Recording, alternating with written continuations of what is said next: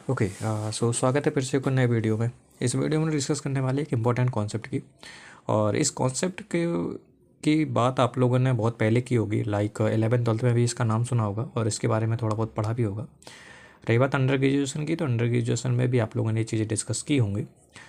तो जो टॉपिक होने वाला है वो होने वाला है रिलेटेड टू थर्मोडायनेमिक पोटेंशियल, कि थर्मोडायनेमिक्स में जो पोटेंशियल होते हैं वो कितने तरीके के होते हैं और ड्राइव कैसे करते हैं और इनका एप्लीकेशन क्या है एंड थिंग्स, और मतलब जितने भी हमारी थर्मोडायनेमिक्स क्वांटिटी होती हैं उनमें इनका क्या यूज है। तो ये सारी चीज़ हम लोग डिस्कस करने वाले हैं इस वीडियो के अंदर। तो ये वीडियो पहले तो मैं बता दूं कि उन लोगों के लिए जिनको कह दूं कि थर्मोडायनेमिक्स में इंटरेस्ट है, और दूसरी बात ये है कि अगर आप लोग स्टूडेंट हो सेमेस्टर 6 और मास्टर्स में, तो आपके लिए ये चीज़ें यूजफुल होने वाली हैं सेमेस्टर में। सो अब ये यूज स्टैटिस्टिकल मैकेनिक्स में भी होती हैं। स्टैटिस्टिकल मैकेनिक्स पढ़ने से पहले आपको थर्मोडायनेमिक्स के बारे में ठीक तरीके से आइडिया होना चाहिए, ताकि आप लोग रिलेट कर पाओ चीज़ों को कि हाँ स्टैटिस्टिकल मैकेनिक्स में होता कैसा है। हम लोग कंसंट्रेट करते हैं इसी टॉपिक के अंदर पहले, और इसमें हम लोग ये शॉर्ट वीडियो बना रहा हूँ, आई थिंक 2-4-5 मिनट का होगा, जिसमें हम लोग सिर्फ और सिर्फ थर्मोडायनेमिकल पोटेंशियल से हम लोग कैसे मैक्सवेल रिलेशन को फाइंड आउट करते हैं और उन मैक्सवेल रिलेशन को कैसे हमको याद रखना है, ये सारी चीज़ें हम लोग इस शॉर्ट वीडियो में डिस्कस करेंगे। बात कर लेते हैं पहले थर्मोडायनेमिकल पोटेंशियल कौन कौन से होते हैं। अब जैसे आप लोगों ने इलेक्ट्रोमैग्नेटिक या फिर ईएमटी में डिस्कस किया होगा कि आपके पास डिफरेंट टाइप के पोटेंशियल होते हैं, जहाँ पे आप लोग इलेक्ट्रिक पोटेंशियल की बात करते हो, मैग्नेटिक पोटेंशियल की बात करते हो, है ना, या फिर स्केलर पोटेंशियल की बात करते हो, साथ साथ वेक्टर पोटेंशियल की बात करते हो। तो अगर मैं ईएमटी का रेफरेंस लूँ तो वहाँ पे आप लोगों ने देखा था कि एक स्केलर पोटेंशियल के रिस्पेक्ट में मैं इलेक्ट्रिक फील्ड के बारे में सारी चीज़ें बता सकता हूँ। इसी प्रकार जब आप लोगों ने वेक्टर पोटेंशियल को रेफरेंस लिया होगा तो आप लोग मैग्नेटिक फील्ड के बारे में बहुत सारी चीज़ें आप लोग डिस्कस कर सकते थे वहाँ पर। सिमिलरली वही कॉन्सेप्ट हम लोग यहाँ पे यूज कर रहे हैं कि अगर मान के चलो हमारे पास थर्मोडायनेमिक्स में हमें थर्मोडायनेमिकल पोटेंशियल के बारे में पता है, तो उनकी मदद से बहुत सारी चीज़ों को हम लोग डिस्कस कर सकते हैं, और वही हम लोग यहाँ पे फिर से उन चीज़ों को समझने का ट्राई करते हैं जो आप लोग पहले से थोड़ा बहुत जानते हैं। तो मैं अगर बात करूँ थर्मोडायनेमिकल पोटेंशियल कितने तरीके के होते हैं, अगर थर्मोडायनेमिक्स में बात करूँ तो आपको यहाँ पर जो पढ़ना है आपको, वो आपके 4 टाइप्स के पोटेंशियल होते हैं, या फिर कहूँ मैं आपको कि 4 टाइप के थर्मोडायनेमिकल पोटेंशियल होते हैं। अब 4 कैसे, मतलब 4 कौन कौन से होते हैं। तो सिंपल पोटेंशियल का मतलब क्या होता है, रिलेटेड टू एनर्जी। तो यहाँ पे जितनी भी टर्मिनोलॉजी होती है रिलेटेड टू थर्मोडायनेमिक पोटेंशियल, वो सारी एनर्जीज होती है। अब वो कौन कौन सी एनर्जी हो सकती है देख लेते हैं। आपने सबसे पहले सुना होगा जब आप लोग थर्मोडायनेमिक्स स्टार्ट करते हो, और जैसे ही थोड़ा सा सीखना स्टार्ट करते हो, तो वहाँ पर एक वर्ड आता है आपका internal energy of the system. यहाँ पर जो आपका फर्स्ट पोटेंशियल है, पोटेंशियल मतलब एनर्जी, जो आपकी फर्स्ट एनर्जी है, जो कि आपका फर्स्ट इंटरनल एनर्जी वाला कॉन्सेप्ट है, वो आपका रिलेटेड टू है यू से। तो मैं कह सकता हूँ कि जो हमारा फर्स्ट थर्मोडायनेमिक पोटेंशियल होगा वो हमारा क्या होगा, यू, जिसको हम लोग बोलते हैं इंटरनल एनर्जी या फिर एनर्जी ऑफ द सिस्टम। पहला हमारा थर्मोडायनेमिक पोटेंशियल क्या हो गया, इंटरनल एनर्जी। नाउ अब हम लोग बात कर लेते हैं सेकेंड थर्मोडायनेमिक पोटेंशियल क्या हो सकता है। तो एक टाइप की एनर्जी हम लोग पढ़ ली, दूसरी टाइप की एनर्जी का भी नाम आपने सुना होगा। जैसे ही आप लोग थोड़ा और आगे पढ़ते हो, इंटरनल एनर्जी के बाद थोड़ा सा और कॉन्सेप्ट सीखते हो, तो वहाँ पे आप लोगों ने एक नाम सुना होगा, हेल्महोल्ट्ज़ फ्री एनर्जी। अब हेल्महोल्ट्ज़ फ्री एनर्जी क्या होती है, कैसे ड्राइव करते हैं, ये सारी चीज़ें हम लोग नेक्स्ट वीडियो में देखेंगे, जहाँ पर इनका फुल डेरिवेशन होगा। अभी मेरा काम है सिर्फ और सिर्फ इन रिलेशन को कैसे हम लोग समझ सकते हैं और कैसे हम लोग इनको याद रख सकते हैं। तो सेकंड टाइप की एनर्जी आपकी क्या है, हेल्महोल्ट्ज़ फ्री एनर्जी, जिसको आप लोगों ने थर्मोडायनेमिक्स में एफ या फिर ए से रिप्रेजेंट किया होगा। तो आपका सेकंड जो पोटेंशियल होगा वो होगा आपका एफ, जिसको हम लोग बोलते हैं हेल्महोल्ट्ज़ फ्री एनर्जी। नाउ जब आप लोग यू के बारे में पढ़ लेते हो, एफ के बारे में पढ़ लेते हो, तो आप लोग तीसरी प्रकार की एनर्जी के बारे में पढ़ना स्टार्ट करते हो, जिसका नाम होता है एंथैल्पी। तो ये भी आपका एक एनर्जी का फॉर्म है या फिर एनर्जी है एक टाइप की, जिसको हम लोग यहाँ पर बोलते हैं third type of thermodynamical potential. तो आपके कितने हो गए, 3 हो गए, ठीक है। और हम लोग जानते हैं कि एंथैल्पी को हम लोग किससे रिप्रेजेंट करते हैं, एच से रिप्रेजेंट करते हैं। तो पहला हो गया हमारा यू, दूसरा हो गया हमारा कौन सा, एफ, और तीसरा हो गया हमारा एंथैल्पी, जिसको हम लोग बोलते हैं एच। एंथैल्पी, एंट्रोपी, एनर्जी, ये डिफरेंट टाइप्स के वर्ड्स हैं, तो आपको थोड़ा सा ध्यान दीजिएगा कौन सा वर्ड कहाँ पे यूज करना है, कौन सा नोटेशन कहाँ पे यूज करना है। सो हमारे इस प्रकार 3 थर्मोडायनामिक पोटेंशियल हो जाते हैं। नंबर 4 आता है हमारा गिब्स फ्री एनर्जी। जब इन सारी चीज़ों को हम लोग पढ़ लेते हैं तो जब जो फाइनल स्टेज में पहुँचते हैं तो और कह सकते हैं कि लास्ट टाइप की जो एनर्जी पढ़ते हैं जिसको हम लोग क्या कहते हैं, गिब्स फ्री एनर्जी, और रिप्रेजेंट करते हैं किससे, जी से। ओके, सो यहाँ पर हम लोगों ने 4 टाइप्स की एनर्जी पढ़ी है थर्मोडायनेमिक्स में, और उन्हीं 4 टाइप्स की एनर्जी को हम लोग एक टर्मिनोलॉजी दे देते हैं जिनको बोलते हैं हम लोग थर्मोडायनेमिक पोटेंशियल। Got it. अब इन थर्मोडायनेमिक पोटेंशियल से रिलेटेड हमारे निकलते हैं मैक्सवेल रिलेशन। अब क्या है कि जैसे आप लोगों ने इलेक्ट्रोमैग्नेटिक थ्योरी में भी आप लोगों ने देखा होगा कि हर एक पोटेंशियल से रिलेटेड हमारी कुछ ना कुछ रिलेशंस निकलते हैं। अगर हमको पता है कि हमारे पास स्केलर पोटेंशियल किस तरीके का है तो उसके करस्पॉन्डिंग हम लोग किस तरीके के रिलेशन फाइंड आउट कर सकते हैं, और हम लोग मतलब सिस्टम को किस तरीके से हम लोग यहाँ पे एक्सप्लेन कर सकते हैं, वो सारी चीज़ें ईएमटी में पढ़ी थी। इसी प्रकार हम लोग यहाँ पे भी अगर हमको थर्मोडायनामिक पोटेंशियल ये सारे पता हैं, 4 टाइप्स के थर्मोडायनामिक पोटेंशियल पता है, तो हम लोग कुछ रिलेशन सेटअप कर सकते हैं बिटवीन, और कह सकते हैं among this types of quantity और दिस टाइप्स ऑफ, ये हमारी जो हमारे वॉल्यूम, एंट्रोपी, टेम्परेचर और प्रेशर, इन 4 टाइप्स की जो हमारी क्वांटिटी हैं इनके बीच में हम लोग किस टाइप के रिलेशन सेटअप कर सकते हैं, उन्हीं को बोलते हैं हम लोग मैक्सवेल रिलेशंस।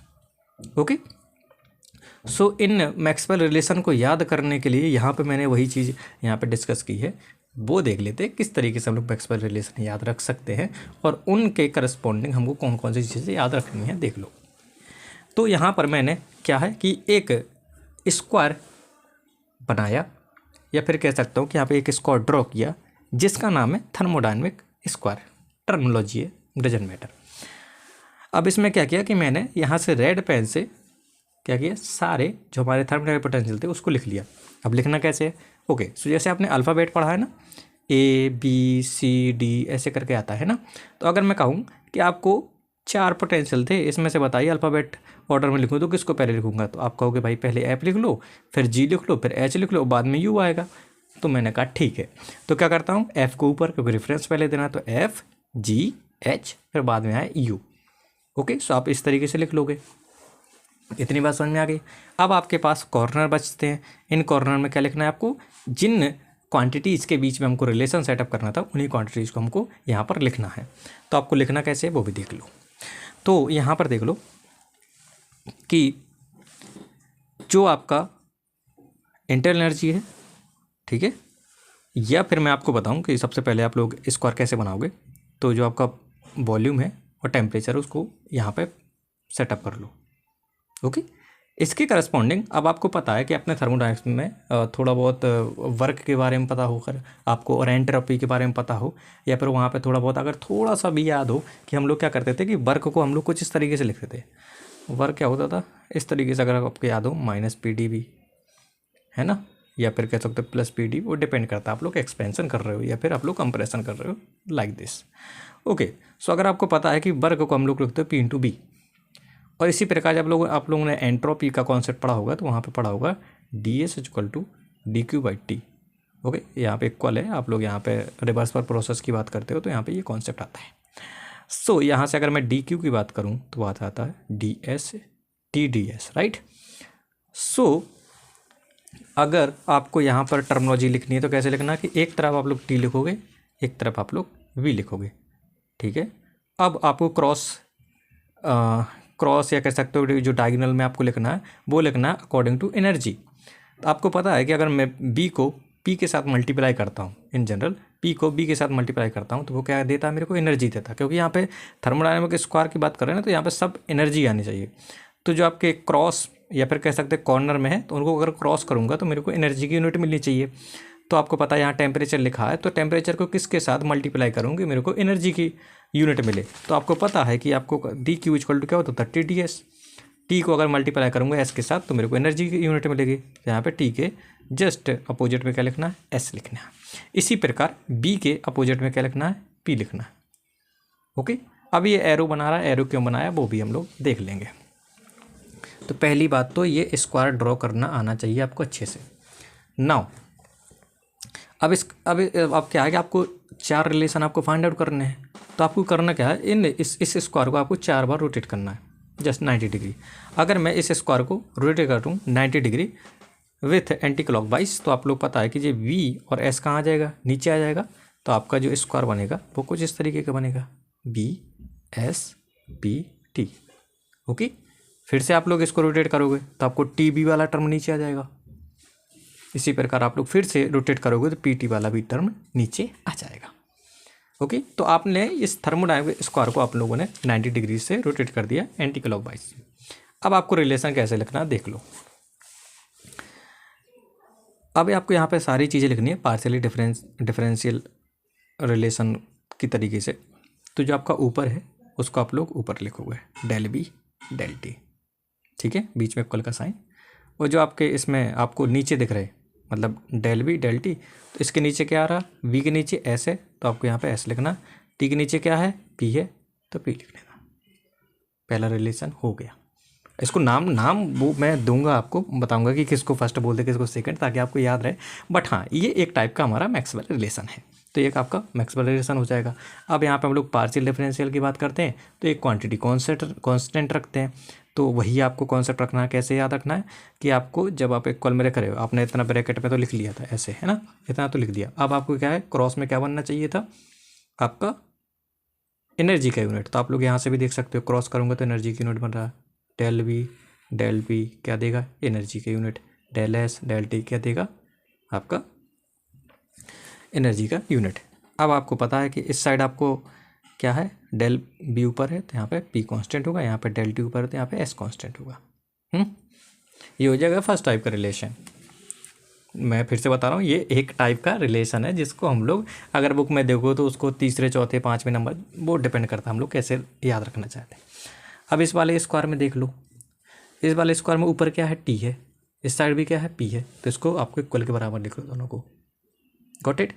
अब नीचे क्या लिखना है, टी के नीचे क्या है, बी है तो यहाँ पे डेल बी आ जाएगा, पी के नीचे क्या है, एस है तो यहाँ पे क्या आ जाएगा, डेल एस आ जाएगा। अब आपको पता है कि टी ऊपर है तो नीचे क्या आएगा, एस कांस्टेंट रखना पड़ेगा, पी ऊपर है तो नीचे क्या आएगा, वी कांस्टेंट रखना पड़ेगा। माइनस साइन अभी छोड़ दीजिएगा, बता दूंगा आपको कैसे रखने का। अब इस वाले में अगर इस स्क्वायर को आपने ड्रॉ कर लिया तो आप लोग कैसे लिखोगे, ऊपर पी है ऊपर एस है तो इनको पहले इक्वल में लिख लिया, del P equal to del S. अब नीचे पी के नीचे क्या है, टी है तो डेल टी आ जाएगा, एस के नीचे क्या है, पी है तो यहाँ पे डेल बी आ जाएगा। अब आपको पता है पी के करस्पॉन्डिंग बी कांस्टेंट है, एस के करस्पॉन्डिंग टी कांस्टेंट है, ठीक है। नाउ अब लास्ट वाला भी देख लो, एस ऊपर है पी ऊपर है तो आप लोगों ने इक्वल के बराबर डेल एस डेल बी कर लिया। नीचे क्या है, पी है और यहाँ पे टी है तो यहाँ पे डेल पी और यहाँ पे डेल टी आ जाएगा। अब एस के करस्पॉन्डिंग क्या कांस्टेंट होगा, टी, और बी के करस्पॉन्डिंग क्या कांस्टेंट होगा, पी, ठीक है। एस रिलेटेड टू टी और बी रिलेटेड टू पी। जब आपका एस डिफरेंशियल में आएगा तो टी कांस्टेंट रखना, बी आएगा तो पी रखना, जस्ट अपोजिट। इतनी बात समझ में आ गई। अब करना क्या है, कुछ नहीं, पहला वाला आप लोगों ने स्क्वायर ड्रॉ किया था ना, तो इसको यहाँ पे लिखना प्लस, नेक्स्ट वाले में माइनस, अगले वाले में प्लस, नेक्स्ट वाले में माइनस, तो ये अल्टरनेट प्लस माइनस चलता जाएगा। इतनी बात समझ में आ गई।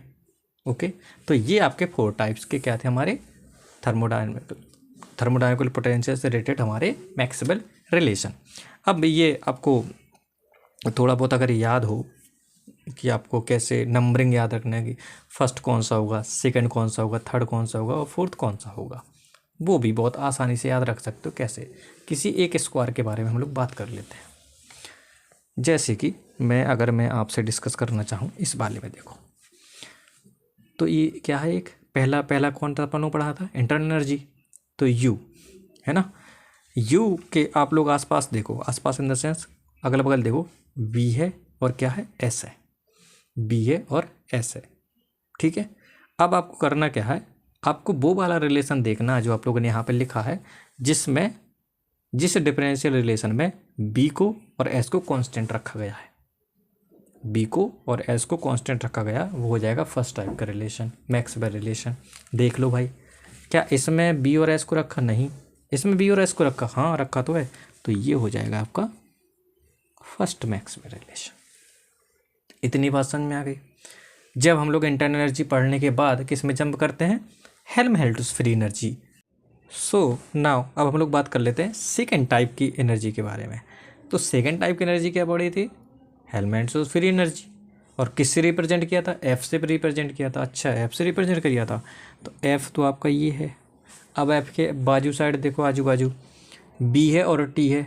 ये जो 4 रिलेशन लिखे थे इसमें से वो देखना है रिलेशन जिसमें बी और टी क्या रखा गया था, कांस्टेंट रखा गया था। देख लेते हैं, इसमें पी और एस नहीं, ये तो नहीं हो सकता सेकंड। इसमें एस और बी नहीं, हमको कौन सा देखना है जिसमें बी और टी कांस्टेंट रखा गया था। इसमें बी और टी आ रहा, अच्छा ओके। सो यही हमारा है सेकंड मैक्सवेल रिलेशन, ठीक है। नाउ अब हम लोग बात कर लेते थर्ड टाइप की। थर्ड वाला कौन सा था हमारा, गिब्स नहीं, थर्ड था हमारा एंथैल्पी। बाद में हम लोग गिब्स एनर्जी। एंथैल्पी के आसपास देखो एस और पी, तो एक ऐसा रिलेशन जिसमें एस और पी कांस्टेंट रखा गया हो, इसमें रखा गया ना, तो यही हमारा हो जाएगा थर्ड मैक्सवेल रिलेशन। और जो बचा था उसको क्या बोलते हैं, फोर्थ। या फिर लिख सकते हो ऐसे, ऐसे भी लिख सकते हो। कैसे, अब आप बहुत अच्छे से लिख सकते हो। कैसे लिख सकते हो भाई, जी के आसपास कौन से हैं, टी और पी, तो ऐसा रिलेशन ढूंढो जिसमें पी और टी को कांस्टेंट रखा गया हो। तो एक रिलेशन बचा था हमारा ये वाला, ये सब पी और टी को कांस्टेंट रखा गया, तो इसलिए आंसर में आ जाएगा 4। इतनी बात समझ में आ गई ना, बस। तो इस तरीके से आप लोग याद रख सकते हो, इस तरीके से आप लोग लिख सकते हो। अगर आपको ये स्क्वायर बनाना आ गया तो स्क्वायर बनाना बहुत आसान है, फिर से रिपीट कर देता हूँ। पहले करना क्या है, चारों टाइप की आपको एनर्जी लिख लेनी है। कौन कौन सी, यू, एफ, एच और जी। अब आपको कैसे याद रखना है कि लिखूंगा कैसे, कुछ नहीं, एफ जी एच बाद में यू आएगा। ओके, नाउ अब आपको लिखना है क्वांटिटी जिनके बीच में हम लोग रिलेशन सेटअप करना है। ओके, सो पहले में लिखना क्या, temperature, volume, entropy, then pressure, TBSP।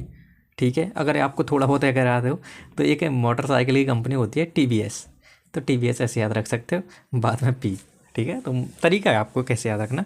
तो TBS तो P आपको यहाँ से स्टार्ट करना है, जस्ट याद रखना कि किस कॉर्नर से आप लोग स्टार्ट कर रहे हो। तो ऐसे स्टार्ट करोगे तो आप लोग इस तरीके से क्वांटिटी लिख सकते हो। और फिर आपको पता ही है कि आपको रोटेट करते जाना और एक रिलेशन लिखते जाना। अब इसके करस्पॉन्ड लिखना है तो डेल बी ऊपर, डेल टी ऊपर, नीचे क्या आएगा, del S, del P. Rotate करो फिर, तो ये आपका ये थोड़ा सा तरीका है। आई थिंक वीडियो लॉन्ग है, बट आपको कॉन्सेप्ट समझ में आना चाहिए कि हम लोग किस तरीके से लिखेंगे। बाकी बहुत सारी टेक्निक्स अवेलेबल है इंटरनेट में, यूट्यूब में, जिसमें आप लोग रट्टा मारते हो या फिर याद कराते हैं लोग, तो वो अपना अपना तरीका, ये आप लोग इस तरीके से समझ सकते हो। ओके, सो अभी इसके लिए हम लोग जो न्यूमेरिकल वाला पार्ट है या फिर कह सकते हो जो आपका डेरिवेशन पार्ट है, वो दूसरे वीडियोज़ में हम लोग कंप्लीट करेंगे। तो अभी के लिए ये आप लोग एक बार लिख लीजिएगा खुद से, तो आप लिखे, आपके लिए ये थोड़ा सा आसान हो जाएगा।